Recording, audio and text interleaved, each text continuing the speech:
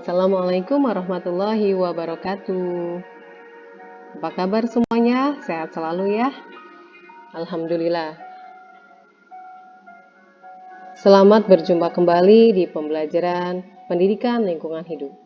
Kali ini kita akan berbincang-bincang mengenai sumber daya alam.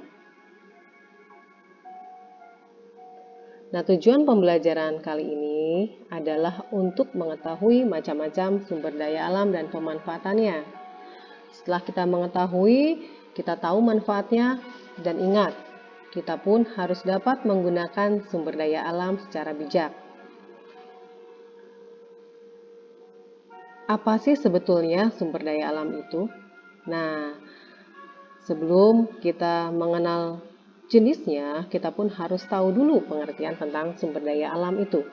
Sumber daya alam adalah semua materi atau bahan yang ada di alam yang dapat kita manfaatkan demi menopang keberlangsungan makhluk hidup di muka bumi ini. Ya, demi keberlangsungan hidup ya kita semuanya. Anakku sekalian, sumber daya alam banyak macamnya. Nah, untuk kali ini saya mengelompokkan menjadi 2 kelompok saja. Ya. Satu adalah berdasarkan jenisnya. Nah, berdasarkan jenisnya, sumber daya alam ini terbagi menjadi 2, yaitu sumber daya alam hayati atau kita kenal dengan nama biotik, dan sumber daya alam non-hayati atau kita kenal dengan nama abiotik. Untuk biotik dan abiotik, komponen biotik dan abiotik, kalian tentunya sudah tahu ya, sudah pernah belajar waktu pelajaran IPA di kelas 7 ya. Insya Allah kalian masih ingat semua. Oke.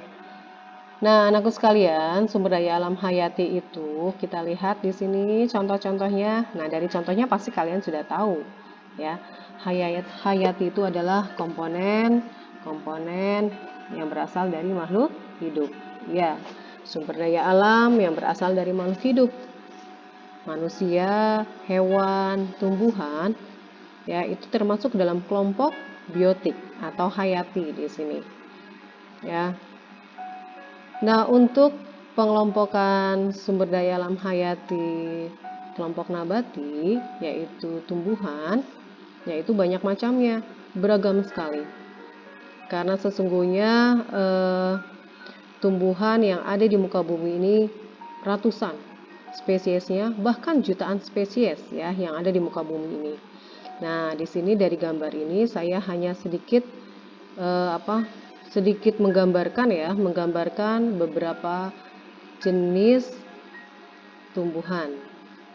Nah, tumbuhan-tumbuhan itu banyak yang kita butuhkan ya, karena mengandung zat-zat diantaranya adalah karbohidrat. Nah, contohnya di sini adalah ada padi, jagung, kentang, singkong yang sangat kita butuhkan ya sebagai sumber karbohidrat.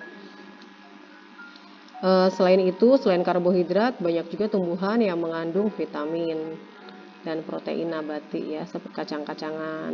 Itu sangat kita butuhkan. Yang kedua adalah kelompok sumber daya alam hewani di sini ya. Nah, hewan yang ada di gambar ini itu memang yang sering kita konsumsi ya. Ada ikan, ada daging sapi atau kambing. Di sini ada unggas ya, ada ayam, ada bebek, itu biasa kita konsumsi. Namun ada juga jenis jenis hewan yang tidak biasa kita konsumsi. Contohnya ada ular, buaya. Itu termasuk juga ke dalam sumber daya alam ya.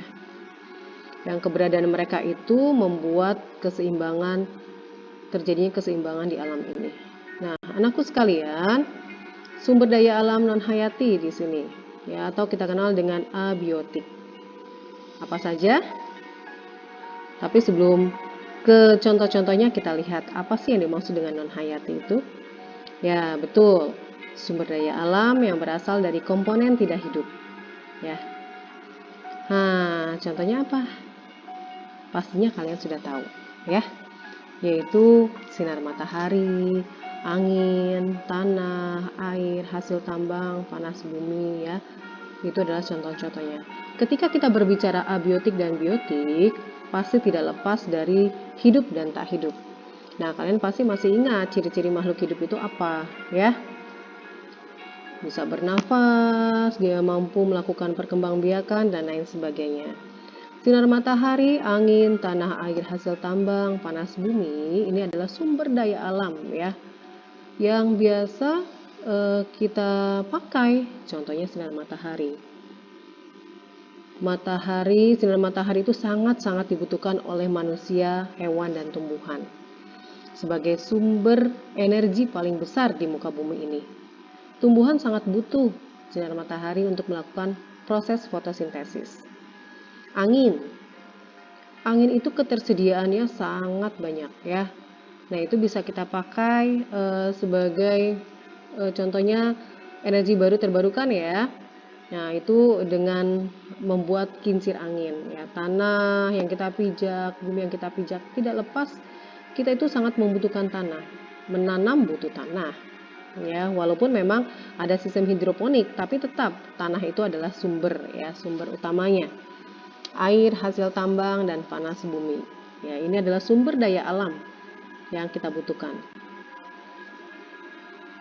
Lalu yang kelompok yang kedua adalah sumber daya alam yang kita kelompokkan berdasarkan sifat pembaharuannya. Itu terbagi menjadi dua, sumber daya alam atau SDA renewable dan SDA non-renewable.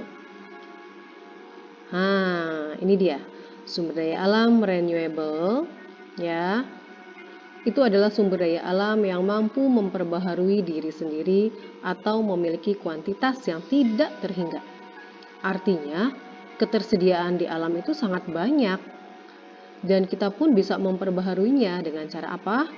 Dengan cara membudidayakannya. Contohnya adalah tumbuhan. Di sini, ya. Hewan itu bisa kita budidayakan. Sedangkan air, matahari, angin, tanah itu memang tidak bisa kita budidayakan, tapi matahari itu ketersediaannya sangat banyak, ya. Oke. Air juga, angin juga, tanah juga tidak mungkin tanah itu dia akan habis, ya. Nah. Oke. Nah, sumber daya alam berikutnya adalah sumber daya alam non-renewable, ya. Adalah sumber daya alam yang tidak bisa diperbaharui, jumlahnya pun sangat-sangat terbatas. Dan suatu ketika akan habis kalau dipakai secara terus-menerus. Ini yang saya katakan bahwa perlu kebijakan kita untuk memakainya, ya, karena suatu ketika sumber daya alam ini pastinya akan habis. Contohnya adalah minyak bumi, batu bara, gas alam, bahan mineral, ya. Suatu ketika minyak bumi ini akan habis kalau kita pakai terus-menerus. Batu bara juga. Ya, kelompok energi fosil ini tidak bisa kita perbaharui karena ketersediaan di alamnya pun sedikit, ya. Nah, untuk itu kita pun perlu adanya penghematan dalam menggunakan bahan baku tersebut. Contohnya saja, kalau kita mau pergi keluar rumah dengan jarak yang sangat dekat, tidak perlulah menggunakan kendaraan bermotor. Pertama, itu bisa menghemat energi, ya, energi fosilnya. Kedua, itu pun bisa mengurangi polusi udara. Ya, anakku sekalian.